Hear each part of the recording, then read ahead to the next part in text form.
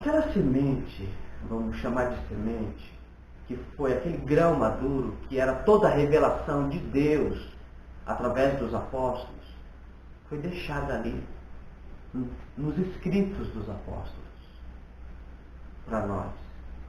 O que a igreja teve que fazer? A igreja teve que se submeter ao que já estava escrito pelos apóstolos. A igreja teve que ver o que Deus tinha revelado aos apóstolos. Porque a igreja sempre teve aquilo que os apóstolos escreveram como 100% vindo de Deus, extremamente de Deus, direto do Espírito Santo. Sempre teve isso, porque é do Espírito Santo.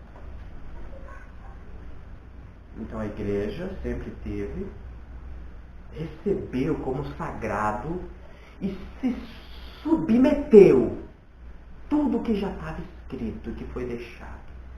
E aí, conforme a igreja ia aprendendo, a primeira coisa que o Espírito Santo começou a ferver dentro da igreja, depois da morte dos apóstolos, era quem era Jesus. Quem era Jesus? Os apóstolos tinham, sim, a compreensão total de quem era Jesus. Mas depois da morte dos apóstolos, a igreja começou a surgir o Espírito Santo tinha que glorificar Cristo, como uma promessa do próprio Cristo. Uma profecia que ele disse: o Espírito que vos enviarei, o Espírito que procede do Pai, ele não falará dele mesmo, ele falará tudo aquilo que terá ouvido, e ele me glorificará. Um dos trabalhos do Espírito Santo é glorificar a pessoa de Cristo. E como o Espírito Santo glorifica quem é Cristo? Como o Espírito Santo glorifica a Cristo? Quando nós conhecemos quem é Cristo. Quando nós vemos Cristo no Velho Testamento. Quando você enxerga que aquele anjo, aquele mensageiro, que é Malak em hebraico, aquele Malak mensageiro, que aparece a Moisés, é o próprio Cristo. Quando você vê a teofania de Deus, Deus se apresentando ao homem, nas aparições, Cristo, antes da encarnação.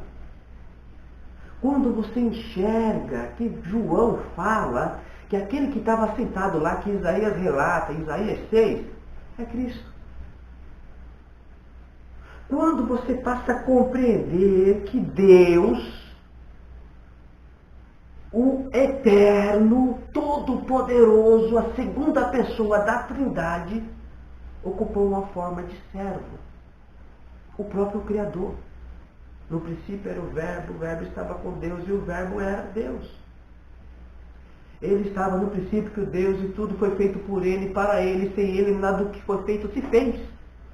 Quando você passa a enxergar essas verdades da pessoa de Cristo, e que esse homem agora, verdadeiro homem, mas também é verdadeiro Deus, coeterno com o Pai, que subsiste na mesma natureza e essência do Pai, sendo a segunda pessoa da Trindade, distinta do Pai, quando você entende que Deus se fez homem e morreu no seu lugar, aí Deus passa Cristo passa a ser glorificado. O Espírito Santo na sua mente, na sua consciência, na sua compreensão, passa a glorificar a pessoa de Cristo. Você está entendendo? Porque você passa a enxergar o tamanho da obra da redenção. Você passa a enxergar o tamanho da obra da reconciliação. Você passa a enxergar o tamanho do mistério da piedade. Deus se fez homem. Deus se fez carne. Você passa a enxergar isso. Então, a primeira coisa que o Espírito Santo fez foi demonstrar, pegar os pais da igreja. E daí então começou a surgir as heresias, inclusive a heresia que agora está no meio de vocês, a heresia modalista, que Deus toma modos, o Pai de vez em quando é Filho, de vez em quando é Espírito Santo. Essa heresia também é conhecida como sabeliana, foi defendida por Prácias, combatido por Tertuliano, e daí então surge aquela palavra-chave que explica esse mistério de Deus, de Tertuliano de Cartago, que diz: o único Deus e três pessoas distintas. E aí o seu líder, aqueles falsários, tiram a palavra distinta da confissão de fé do único Deus para negar as pessoas distintas da Trindade. E aí quem nega o Filho não tem o Pai. Se você morrer na heresia, você vai para o inferno.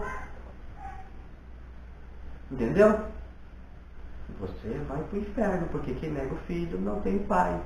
Não adianta você ir, orar, pegar, colocar a parte debaixo do braço, tocar violão, dar profetada, calamanaia, salamanaia. Nada disso vai salvar você. Não adianta você tocar lá. Não adianta nada disso, não adianta.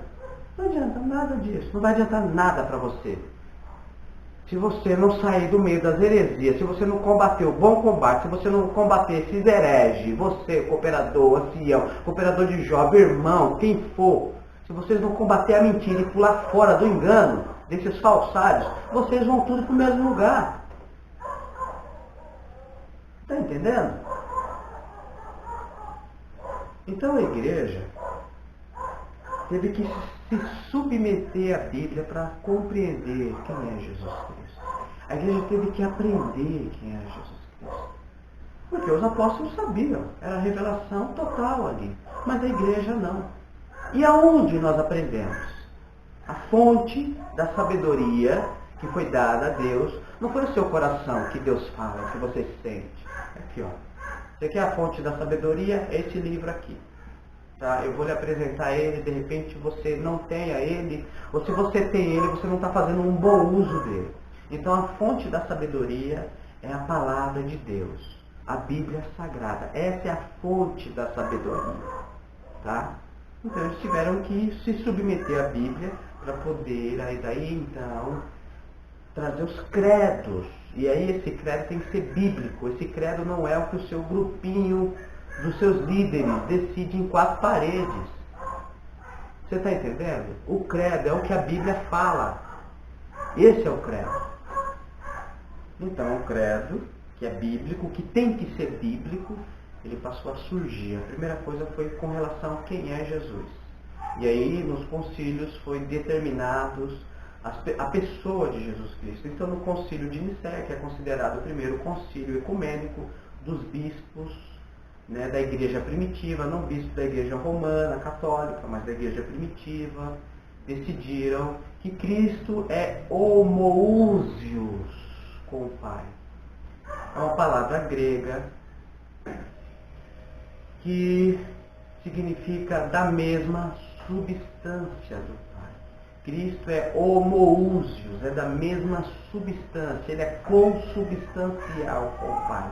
Ou seja, o Pai e o Filho e o Espírito Santo, eles co-participam da mesma divindade, da mesma essência, da mesma natureza, mas são três pessoas distintas. E aí por isso que a importância da confissão distintas, para você não confundir esse Deus trino e amputar nenhum deles, negar nenhum deles. Você não pode negar o Filho, Quando você diz que Deus é único e não são três pessoas distintas, você está negando o Filho, você está negando o Espírito Santo, você não está distinguindo as pessoas. Essa heresia sabeliana foi combatida logo no início do século. Só que como você não conhece a história da igreja, e tudo Deus vai ter que revelar para você de forma mística, os seus líderes trouxeram essa mentira de volta, lá das profundezas do inferno, lá do passado. Entendeu? Por quê? Porque tudo para você Deus tem que revelar para você. Só que Deus não anda revelando nada para você. Você está tendo imaginações do seu pensamento e do seu coração, e você está dizendo que isso é Deus. E aquilo que Deus revela dele na Bíblia, você não entende, você não compreende e você não quer. Você não quer, porque a Bíblia vai contra todas as suas convicções religiosas. A Bíblia vai expor a sua mentira. A Bíblia vai expor a sua iniquidade. A Bíblia vai expor que você não é um verdadeiro cristão. A Bíblia vai expor que você é um bode transfigurado em veste de cordeiro. E você não vai querer a Bíblia. A Bíblia vai demonstrar que você está com a máscara. Entendeu? A Bíblia vai mostrar que você só tem você está defendendo uma persona, você está vivendo um personagem. A única coisa que a Bíblia vai expor é que você está vivendo um personagem. Sabe aqueles personagens teatrais? Você está vivendo um personagem teatral. E como a Bíblia vai expor a sua mentira, você não quer ela, você vai repudiar ela, você vai extrair ela do que você quiser que ela venha a querer que você diga, e você vai deter a verdade em iniquidade. Que nem falou lá o apóstolo Paulo, lá na carta. Do céu se manifesta a ira de Deus sobre toda a impiedade dos homens que detêm a verdade em injustiça, em iniquidade. É isso que você vai fazer. Você vai sufocar a verdade, você vai pôr a mentira no lugar da verdade. A graça do Filho de Deus. É isso que você vai fazer. É isso que você vai fazer. Entendeu? Então a igreja ela teve que se submeter à palavra de Deus para compreender, para entender. E aí surgiram as heresias, e essas heresias foram combatidas. Por que eu tive que explicar tudo isso? Para entrar no misticismo. Porque também, nesse mesmo meio, também surgem esses indivíduos místicos. Sempre houve esses indivíduos místicos na história da igreja. Então, esses indivíduos místicos, eles passaram a dizer que a revelação, que ainda existe revelação sim. É que na verdade a igreja já estava apóstata, então a igreja não tinha revelação. O primeiro indivíduo foi o tal de Montano. Esse Montano surgiu com esse misticismo. E esse Montano surge o montanismo, logo no início dos séculos. Que sim, que Deus continuava revelando coisas. Então Deus continua revelando coisas. Quer dizer, ele queria viver a vida dos apóstolos. Ele não entendeu que ele não era os apóstolos. Então sempre houve grupos místicos querendo viver aquilo que eles não são. Sempre houve. E aí eles vão apelar para o misticismo, para a parte interior. Não, Deus revelou, Deus me revelou, Deus revela para mim, Deus revela aquilo, que Deus, o Espírito Santo me revela. Sempre vai estar apelando para ele nunca vai na Bíblia. Ele não quer saber o que a Bíblia ensina, ele está pouco se lixando para o que a Bíblia ensina, entendeu? Mas ele sempre vai apelar para ele. E aí ele vai fazer exegeses erradas, a letra mata, o Espírito vivifica, o conhecimento humano, não sei o quê, e vai sempre fazer exegese errada. Sempre exegese errada para justificar o seu misticismo. E o diabo vai, mas por detrás disso tudo tem Satanás que está enganando. É isso aí. E o diabo se transfigurando em anjo de luz, enganando ele, enganando. Os demônios enganando. Olha, Deus me mostrou, Deus me disse, Deus revelou, Deus isso, Deus aquilo, Deus contou. Deus conta tudo. Deus conta tudo. Ele não sabe quem é Jesus Cristo, mas Deus conta um monte de coisa para ele. Deus conta um monte de coisa, uma porrada de coisa Deus conta para ele, um monte. Mas ele não sabe quem é Jesus Cristo. Ele não abre nem a Bíblia, ele não precisa. Ele tem a revelação direta para que ele vai abrir a Bíblia. É complicado você debater com o místico. Antigamente, lá no tempo dos apóstolos,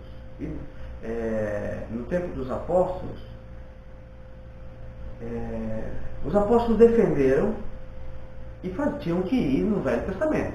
Os apóstolos, eles não tinham aquilo que eles achavam. Entende uma coisa? Os apóstolos não pregaram nada deles, ainda que o Espírito Santo trouxe muita revelação, mas toda a base dos apóstolos estava no Velho Testamento.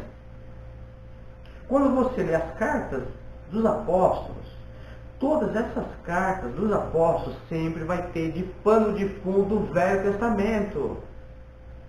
Os apóstolos não falaram nada fora daquilo que já tinha sido estabelecido pelo Espírito Santo.